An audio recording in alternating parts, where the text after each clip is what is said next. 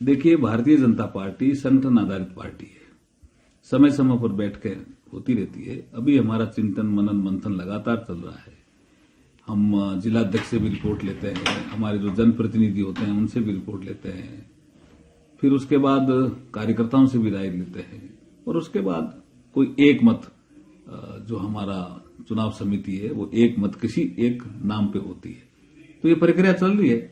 जल्दी आपके सामने उम्मीदवारों की घोषणा भी आने वाली है। देखिए, 2 जगह एक विषय मीडिया में भी है, कहीं आया है।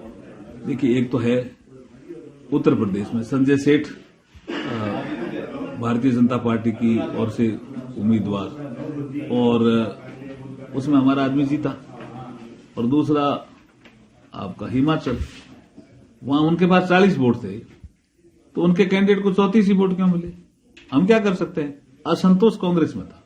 पिछले दिनों कांग्रेस की बैठक हुई, उसमें आरोप लगाया कि भाजपा जो है काम नहीं कर रही है और इस तरह से बिकाने के लोगों को देखिए, गुमराह कर रही है। जितना काम हुआ है भारतीय जनता पार्टी के शासनकाल में मोदी जी के नेतृत्व में, विशेष रूप से, वो आप तुलना नहीं कर सकते।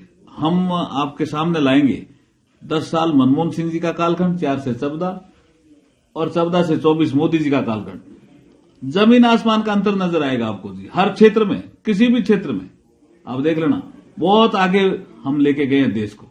बिकाने की रियल समस्या जो है किस तरह से कार्य होगी? नहीं, वो फाटकों वाली समस्या है, उस पर डीआरएम और जिला कलेक्टर एक बैठक करने वाले हैं। उसके बाद एक जो तकनीकी रूप से एकदम फिजिबल होगा, वाइबल होगा, वो हल निकाला जाएगा। के बीच में सामाजिक सरोकार के विषयों से लेकर देश और प्रदेश में जहां जिम्मेदारी है वहां विकास के लिए, और यदि विपक्ष की भूमिका में है तो सकारात्मक विपक्ष की भूमिका को निभाने के लिए निरंतर काम करती है।